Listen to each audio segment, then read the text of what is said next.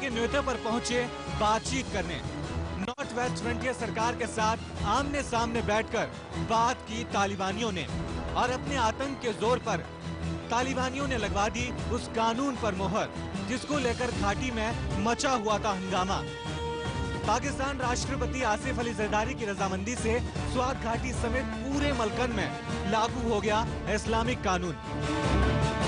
इसके साथ साथ फौरी तौर पर इसकी इम्प्लीमेंटेशन होगी और जो इसके ब्रॉडर पैरामीटर्स हैं, जो इसमें कुछ बुनियादी नुकात है, उसी के मुताबिक जो है तो इंशाअल्लाह इस पर अमल दरामद होगा।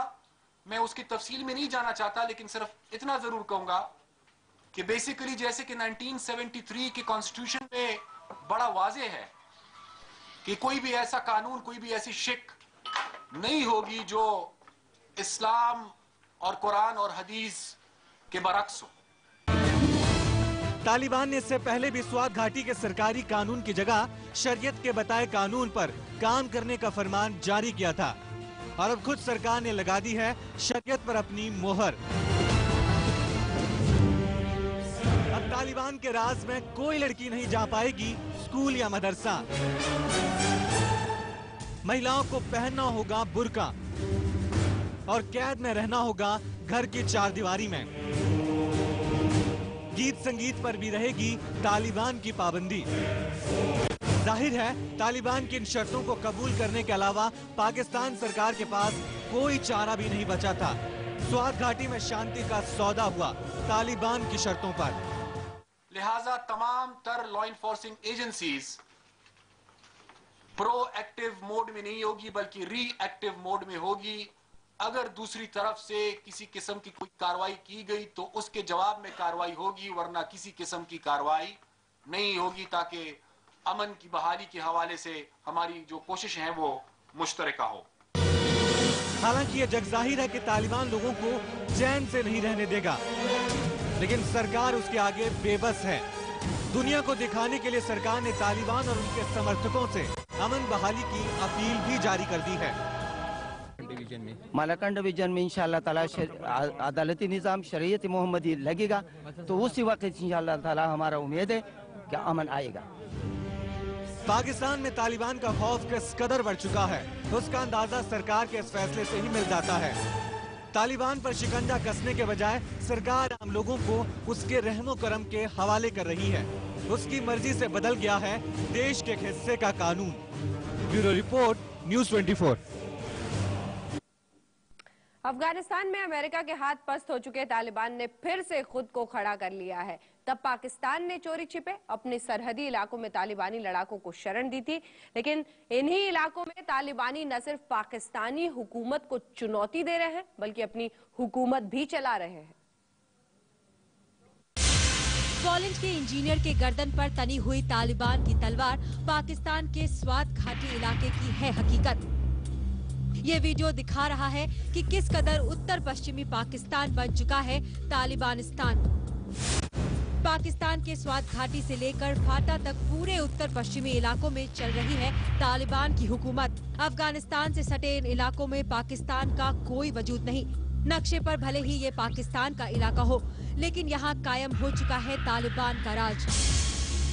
सरेआम मजहबी अदालतें लगाना, खुद फैसला सुनाना और लोगों को गोलियों से भून देना, ये इक्का दुक्का घटना नहीं बल्कि उत्तर पश्चिमी पाकिस्तान में ये हर रोज की बात है। शुक्रवार की रात पेशावर के पास तालिबानियों ने 2 महिलाओं को सिर्फ इसलिए गोलियों से भून दिया क्योंकि वो बुर्का उतार कर काम करने चाहती थी। तालिबान ने उन पर बदचलनी का आरोप लगाकर दोनों की बेरहमी से हत्या कर दी और लाश चौराहे पर छोड़ गए। पेशावर के कोहट में हुई ये तालिबान की दरिंदगी की कोई पहली वारदात नहीं, बल्कि कबायली इलाकों में चल रहे तालिबान के बढ़ते दबदबे का सबूत है, जिससे अब दहशत में आ चुके हैं पाकिस्तानी हुक्मरान। इन इलाकों में तालिबान ने सभी लड़कियों की शादी आतंकियों से करने का हुक्म जारी कर दिया, तो लड़कों को अपनी फौज में शामिल होने का फरमान। तालिबान ने पाकिस्तानी शासन को खत्म करने के इरादे से इस इलाके में कोर्ट कचहरी बंद करने का हुक्म दिया।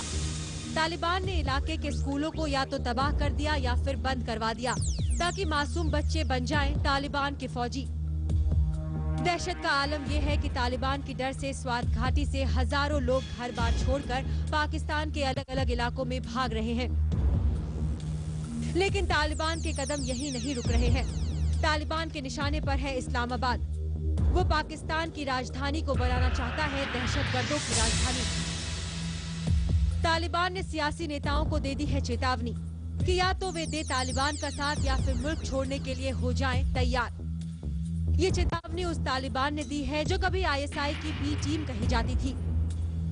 ये खुलासा किसी और ने नहीं बल्कि खुद पाकिस्तानी राष्ट्रपति जरदारी ने न्यूज़वीक मैगजीन को दिए गए एक इंटरव्यू में कहा था। फौजी शासकों के जमाने में हमारे देश की खुफिया एजेंसी आईएसआई तालिबान और लश्कर के आतंकियों को मदद करती थी, लेकिन अब उनसे कोई ताल्लुकात नहीं है। 9/11 हमले के बाद हालात बदल चुके हैं। हाल ये है कि अब इस्लामाबाद तक में दाखिल हो चुके हैं तालिबान। शहर की दरो दीवार पर चिपके पोस्टर बताते हैं कि किस तरह तालिबान दे रहा है पाकिस्तान सरकार को चुनौती। Bureau report, news 24। उधर पाकिस्तान के पूर्व राष्ट्रपति परवेज मुशर्रफ विवादों में है। मुशर्रफ पर तालिबान को लेकर अमेरिका के साथ डबल गेम के आरोप लगे हैं। आरोप इतने संगीन है कि उन्हें सफाई देनी पड़ी और ये साफ कहना पड़ा कि उन्होंने कोई डबल गेम नहीं किया है। तालिबान को लेकर अमेरिका के साथ डबल गेम का आरोप लगा है, जिस पर साफ तौर पर मुशर्रफ ने कहा है कि मैंने ऐसे कुछ भी नहीं किया है। आईएसआई के जरिए तालिबान की मदद कर रहे थे मुशर्रफ, ये सीधे तौर पर आरोप लगा है परवेज मुशर्रफ पर। सीआईए देखें, जितनी भी दुनिया की इंटेलिजेंस ऑर्गेनाइजेशन है जी, आप लोगों को पता होना चाहिए, वो सब एक अपना एजेंडा प्रमोट कर रही होती हैं, अपनी नेशनल एजेंडा प्रमोट कर रही होती हैं। आईएसआई भी अपना नेशनल एजेंडा है, जो भी हुकूमत उनको ऑर्डर करती है वो उसके मुताबिक आगे चलते हैं। तो अब सीआईए क्या कर रही है, किस तरीके से कर रही है, मुझे उसके बारे में I wouldn't like to comment. नहीं, आई डोंट नो, मुझे नहीं मालूम है कि कौन ये साजिश कर रहा है। मैं सीआईए और अमेरिकन को तो आप कह रहे हैं, लेकिन मैं ये नहीं कहना चाहूँगा, मुझे मालूम नहीं है। ये मुझे एहसास ज़रूर है कि कोई साजिश मुझे लग रही है, क्योंकि मेरी बिलीफ है और मेरी स्ट्रॉन्ग कन्विक्शन है कि अगर इस मुल्क को कमज़ोर करना है तो इसकी आर्मी को और आईएसआई को कमज़ोर किया जाए। तो इसलिए मैं समझता हूँ कि एक साजिश चल रही है ना। कौन ये साजिश कर रहा है, ये बड़ा एक अलग सब्जेक्ट है, तो उसके ऊपर मैं फिलहाल कमेंट नहीं करना चाहूँगा। तो चारों तरफ से घिरने के बाद अब परवेज मुशर्रफ कह रहे हैं कि पाकिस्तान के खिलाफ ही ये पूरी की पूरी साजिश है। आप देख रहे हैं न्यूज़ 24। जब वापस आएंगे तो बात कुबेर की होगी। जी हाँ, कुबेर जहाज को मिल गई है क्लीन चिट। पहली बार आप भी चलेंगे हमारे साथ कुबेर में और हम बताएंगे आखिर किस रास्ते वो जाएगा वापस अपनी पुरानी जगह पर। आप देखते रहिए न्यूज़ 24।